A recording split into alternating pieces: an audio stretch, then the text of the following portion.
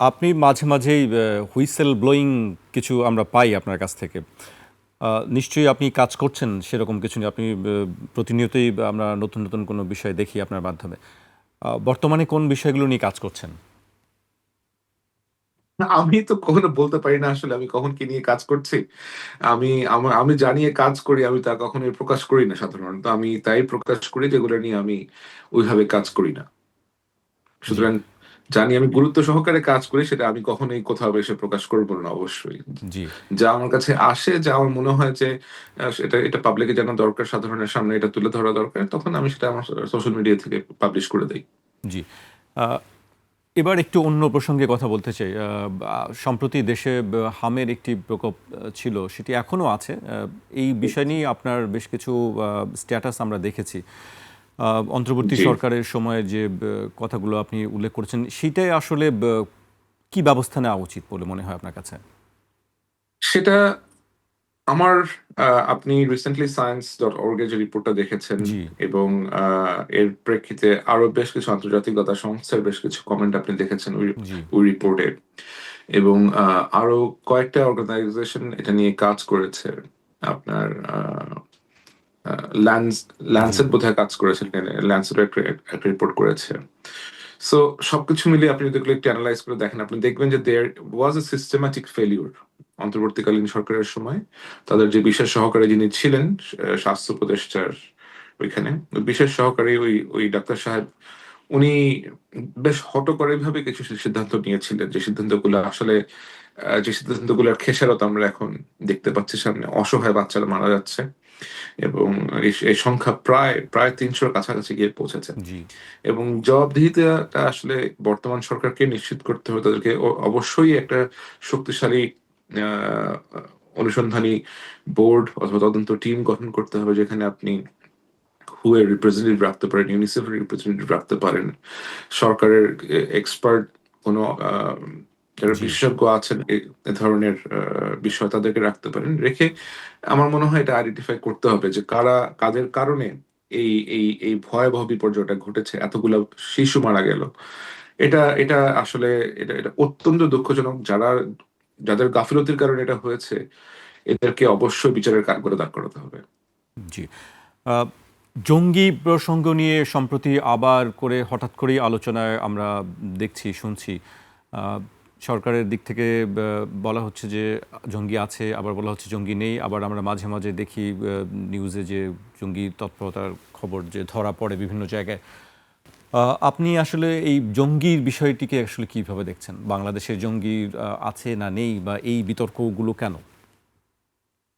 আমি আপনি যদি আমাকে জিজ্ঞেস করেন, আমি আপনাকে এটা বলব যে জঙ্গি এই ওয়ার্ডটা ব্যবহার করাতে আমার আপত্তি আছে।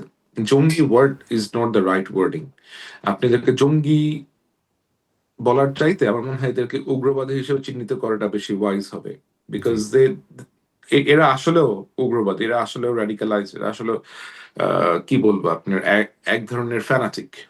আদারওয়াইজ তো কেউ এ ধরনের হঠকারী অথবা এ ধরনের উন্মাদের মতো তো আর কেউ সিদ্ধান্ত নেয় না।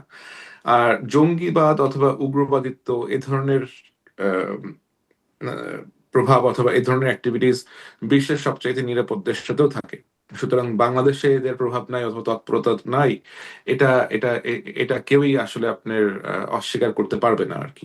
এটা যারা আছেন আইন শৃঙ্খলা রক্ষার সাথে জড়িত, যারা পলিটিক্যাল অ্যাক্টর যারা আছেন, তারা সকলেই জানেন যে বাংলাদেশে আ সন্ত্রাসবাদের সাথে কারা জড়িত অথবা কারা এগুলোকে ইন্ধন দেওয়ার চেষ্টা করছে। এবং এখানে একটা ২ টা গ্রুপ না, এখানে বেশ কয়েকটা গ্রুপ আছে। আমাদের আ আপনার পার্বত্য চট্টগ্রামের ওইখানে বেশ কয়েকটা গ্রুপ অ্যাক্টিভ আছে। আমরা দেখেছি যে আ তেহরিকে তালিবান পাকিস্তানের জি, একটা আ রিক্রুটমেন্ট নোড আমাদের এখান থেকে যাচ্ছে। একটা রিক্রুটমেন্ট প্রসেস জি, অনেকদিন ধরে চলছে। এখানে হরকতুল জিহাদের কিছু লোকজন আছে। এখানে আনসারুল্লাহ বাংলা টিমের কিছু লোকজন আছে। এবং এদের ইন্টারেস্টিংলি এদের কিছু পক্ষের সাথে কিছু পক্ষের আবার সমঝোতা হয়েছে। আপনার অন্তর্বর্তীকালীন সরকারের সময় অনেকে বের হয়ে আসছে জেল থেকে। এরা অনেকে অনেক লাইক আবার রিঅর্গানাইজ করার চেষ্টা করছে। এবং এটা একটা কন্টিনিউয়াস স্টেপ। যদি কাউন্টার টেরোরিজম বডিজ যারা আছে তারা সচেতন থাকে, তারা যদি সঠিকভাবে তাদের কাজটা করতে পারেন, আ তাহলে হয়তো এই উগ্রবাদীদের যেই ধরনের একটা মাথাচাড়া দিয়ে উঠার প্রবণতা আমরা দেখতে পাচ্ছি, এটাকে হয়তো তখন আমরা কাউন্টার করতে সক্ষম হব। আর তেহরিকে তালিবান পাকিস্তানে যাওয়ার জন্য ইদানিং আমরা দেখলাম যে বিভিন্ন ডিসিপ্লিন ফোর্স থেকে সাধারণ জি, মানুষদের মাঝখান থেকেও একটা রিক্রুটমেন্টের প্রয়াস করা হচ্ছে, অথবা চেষ্টা চালানো হচ্ছে এবং আইডেন্টিফাই করা হচ্ছে যে কারা এগুলা করছে, কারা এগুলোর সাথে যুক্ত আছে।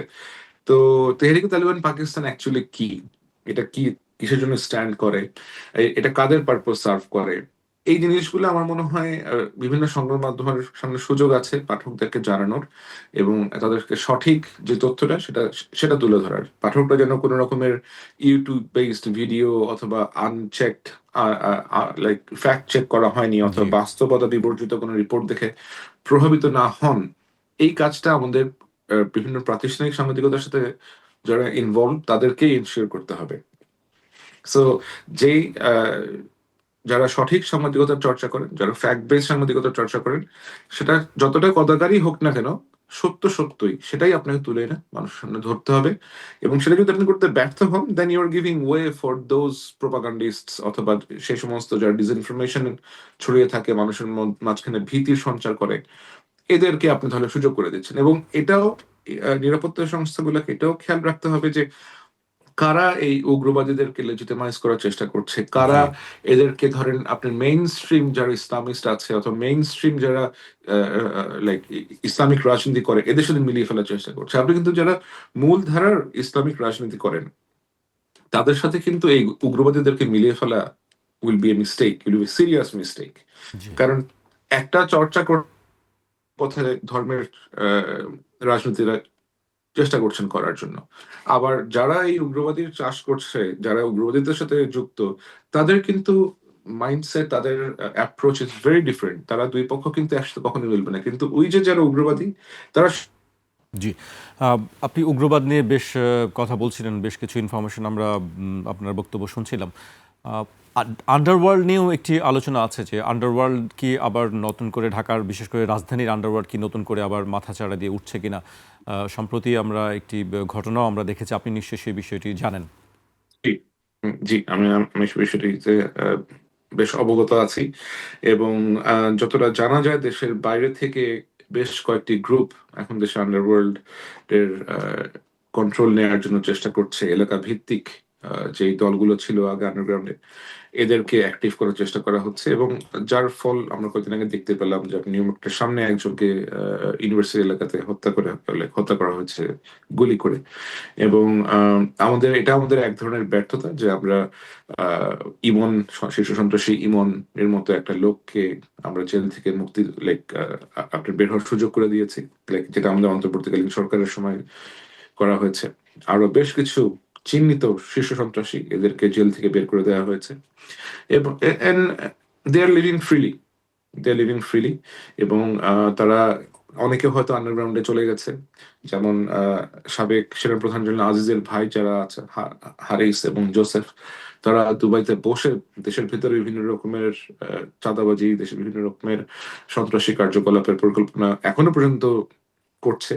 তো এদেরকে কন্টেন করার জন্য ইন্টারন্যাশনাল পার্টনার যারা আছে তাদের সহায়তা চাওয়া উচিত। সহায়তা চেয়ে এদের যে নেটওয়ার্ক আছে, নেটওয়ার্ক ডিসরাপ্ট করা খুব ডিফিকাল্ট কোনো বিষয় না আমাদের ল এনফোর্সমেন্ট এজেন্সি গুলোর কাছে।